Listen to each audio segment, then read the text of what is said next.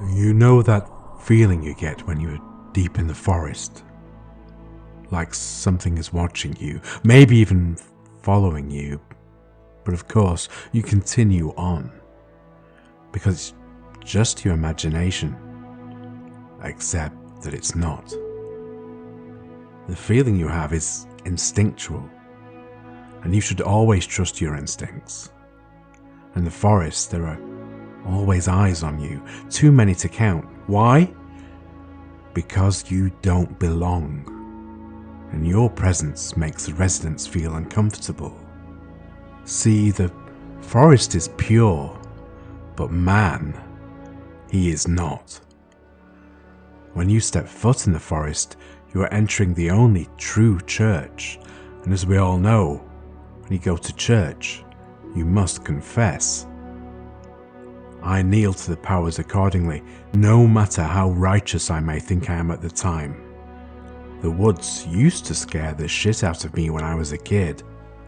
Too much of the unknown, too many creepy crawlies, and the hideous noises of things I could never even begin to wrap my head around. As I grew, however, I began to look at things quite differently. The hustle of the city and the falsity of man-made things tend to give a person the wrong idea of what it means to be alive. If you trek into nature, you often see the reverse of what you had previously known to be the truth. The forest is a self-sustaining cycle of birth, flourishment and rebirth. Death does not exist in the heavenly green.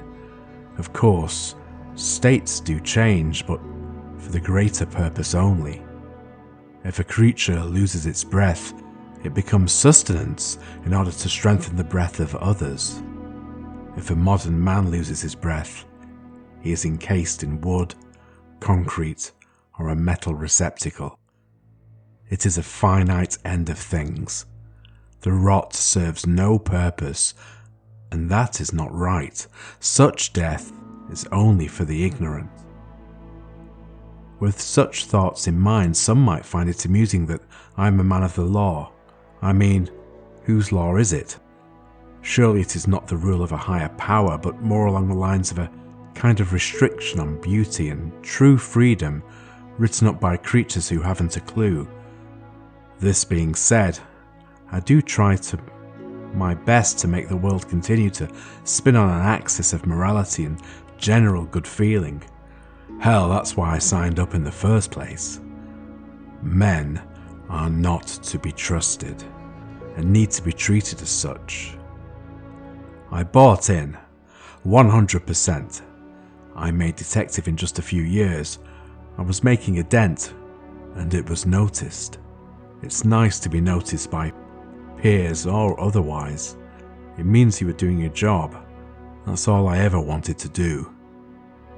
I remember the searing pain of the ligaments in my knee tearing away from the bone as I kicked the door in.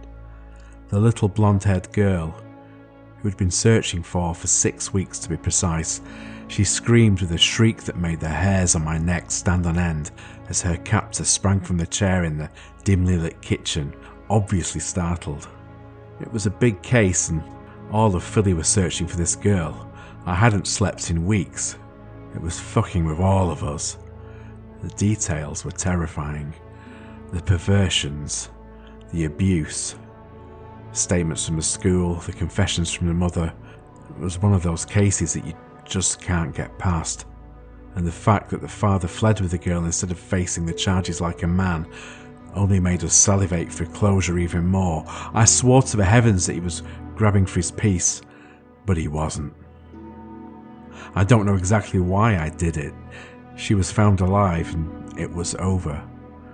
But still, I painted the wall behind the man with the dark crimson of his brains and felt nothing. It was during this time that I began my treks into the green, when I was at both my highest and lowest. I was applauded as a hero for bringing this girl home. It had national attention, interview after interview, camera upon camera. I was the fucking man, no doubt about it, but the secret began to tear at me. I would hike for hours, limping along, looking for answers. I would admire the emerald green spires that jutted into the sky with impunity. I daydreamed of climbing into them, up to the topmost branches, and simply staying there for days until my body would give out from starvation. The birds would violently pluck my dripping eyeballs out, take them to their nest to share with families. Hunters could unearth my skyward remains by the end of the next fall when the leaves go to rest. But this act I've just described could be seen to some as cowardly, and that ain't me. Time passed, as did parts of my sanity. Amongst my peers, I became known as the man who could get things done, as well as the man who could find anyone. I began to answer interesting questions like, how many fingernails can you rip out with pliers before a pimp will talk?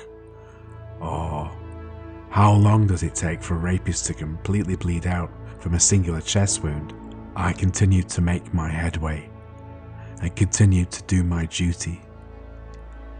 The legend grew, as did my confessions.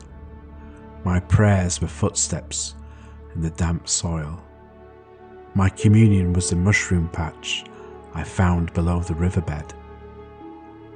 When times were particularly tough and actual guilt would rear its ugly head, I would dig my hands into the rotting cavities of expired animals and massage their purpled entrails until the worms and ants would crawl onto me in an attempt to feast upon my living flesh.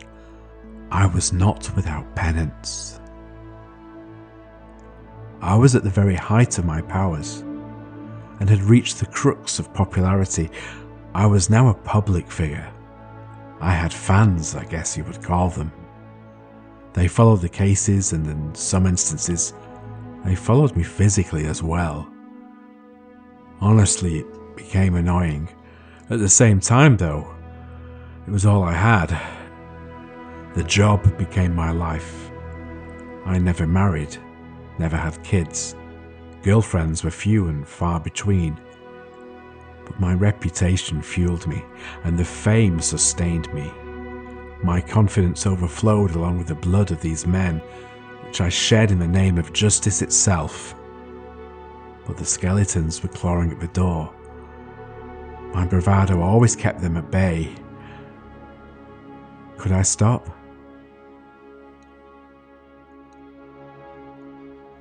Her name was Madeline, a little redhead girl, 11 years old, taken in broad daylight right outside her home. Her father had apparently done bad things, and Madeline was the payback. It felt like the first time to me when I had rescued that little girl and blew Daddy's brains out. It kind of freaked me out a little.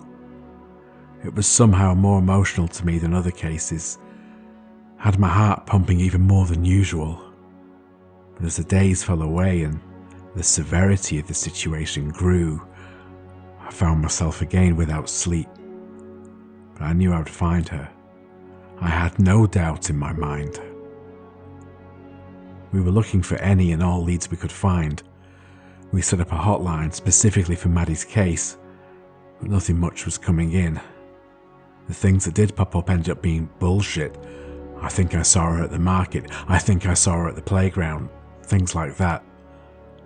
Every moment that passed was another moment of pain and doubt. I began taking longer trips into the comforts of the forest. A tainted man amongst the leaved obelisks that I had so admired. I was no longer searching for confession, however, but instead for the power and grace to bring closure to this new issue the city was facing.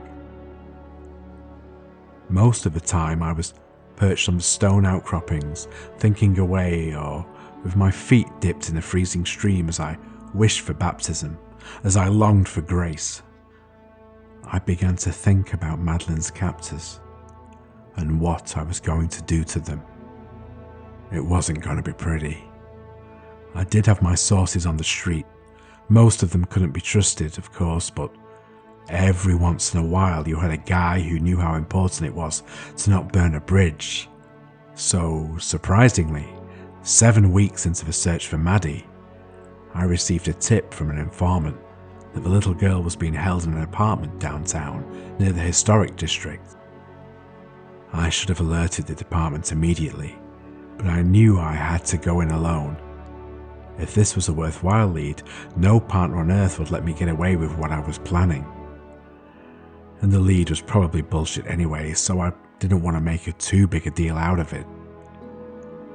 So in the middle of a rainy, filthy night in Philadelphia, I set out to find Madeline and destroy whoever it was that took her. The apartment building was decrepit, nearly unlivable. The musty smell of rot and fungus hung heavy as I moved carefully through the hallway. It was amazing to me how such tenements are able to stand. My heart beat faster with every single step until I reached what I was looking for. There it was, room 104. But something unusual. The door, it was slightly ajar, and I could see that it was dark inside. Without any knock or audible warning, I pulled my gun, pushed the door open the rest of the way, hit the light switch. The room was empty, except for one table in the kitchen area. I could see that there was a piece of paper sitting on the table.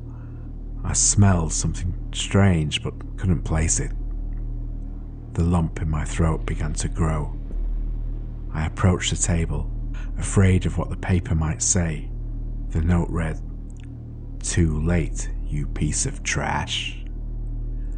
Every word was written in marker, but the word trash was scrawled in what looked to be brown, dried blood.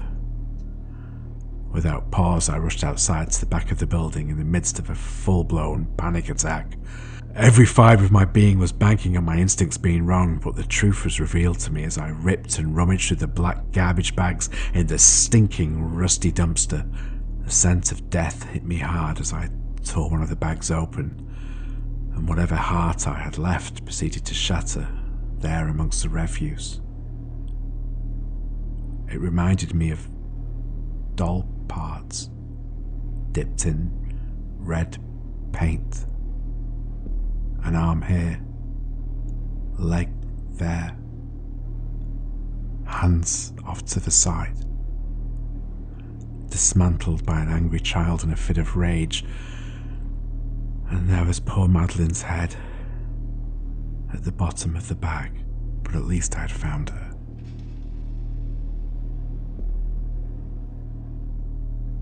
After homicide was called to the scene, I struggled to provide a coherent statement.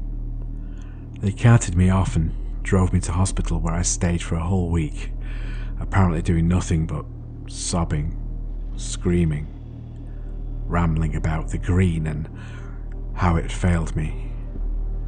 I did the best I could to make it through the funeral as I watched Maddie's parents lose their minds in front of the tiny black coffin which held the bagged portions of their murdered daughter.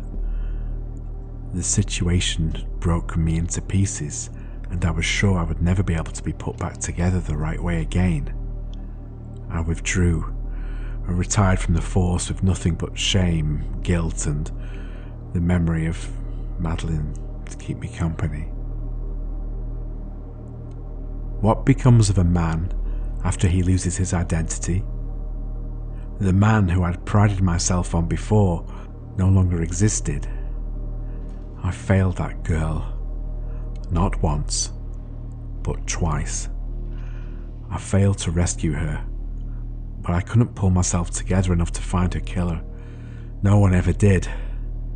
For all the people who I'd saved, it was the one person I couldn't help who made the rest of my career meaningless. No more interviews, no more talk shows, no more facade of importance. I faded into nothingness and grew old and grey along the way. I vowed never to return to the woods. Maybe the verdant green had failed me. Maybe I was too tainted to be saved. But the one thing that I knew as truth was that death did not exist in the forest. Only rebirth. It took years of feeling sorry for myself and unlimited moments of pain to piece myself back together. I did not look the same. I did not feel the same, but I knew there was more for me to do. My reputation was tarnished, and I wished nothing more than to get it back, to return to some semblance of the man I once was, however tainted. And then it happened. Another missing girl. I was no longer a detective, but simply an old, broken down man who wanted another shot at the past. But I figured it would be enough. It would have to be. Her name was Jocelyn, 9 years old. Simply never came home from school one day. The media was abuzz with the details and her photo. It began to feel like history repeating itself. I did contact some old friends at the department to see if I could get access to any leads myself. They urged me all to stay out of it, but I would only get in the way. Apparently, even after all I had done, they had forgotten about me too. Pink jumper, white and blue tennis shoes, and her photo. That's all I had to go on, but I would at least have to try. The woods had not been kind to me. I had searched for power and had received failure. I looked for purity and found guilt, but I knew I had nothing to lose, and after much soul searching I decided that I would return to the green one more time. One last confession and one last pilgrimage. I set out on my usual trails, admiring the beauty that I had missed during those lost years. The perfect ecosystem, allowing me to behold the trees and stones and streams that seemed to know the secrets of humankind itself. Again I walked for hours, thinking of every drop of blood that I spilt, and every criminal who I had dismantled in the name of righteousness. The thoughts turned to Maddie and her blue eyes, staring at me from underneath her red curls. I wept until the soil around my feet was moist with hurt. After I composed myself, I moved further, beyond the trails, into places I had never been before, yet seemed strangely familiar somehow. My feet ached and my brow glistened, but I trudged on until I spotted something out of place. I saw a rusty drainpipe off to my right, about 2 feet wide, popping out of the middle of a thicket. What a crime! Such a man-made construct ruining the natural beauty around it. Very strange, I thought. I moved closer to the pipe, nearly fainted when I realized what I'd found. The shoe came into view first, then the pink dress. It was Jocelyn. Tears returned to my eyes as I got closer and saw the poor girl's contorted body crumpled inside the pipe. Apparently the animals had already gotten to her. Skin was missing, face, hands, skeletal features were plainly in view. Whatever skin I could see was transparent. Mush. The water coming from the pipe flew over her, supplied the stream below with steady, dark brown liquid. Nature was claiming the body for its own. The police were amazed at my find. They simply could not believe it. As I was interviewed for the local news, it felt like old times. If even for a moment, I had found her when no one else could. I brimmed with pride. I was again the hero of the day. Deep down, I knew that I needed to return to the heavenly green for another confession.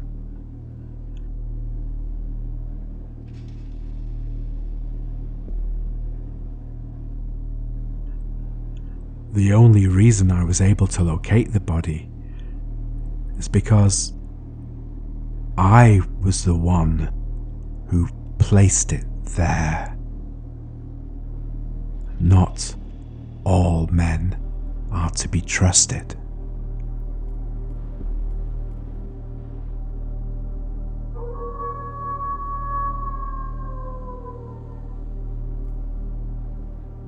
You've been listening to Of Emerald Towers and Crimson Children by Matt Martinek, narrated by John Taylor, here at the Dark Library Studios. Drop us a like and subscribe, and we'll see you on the next one.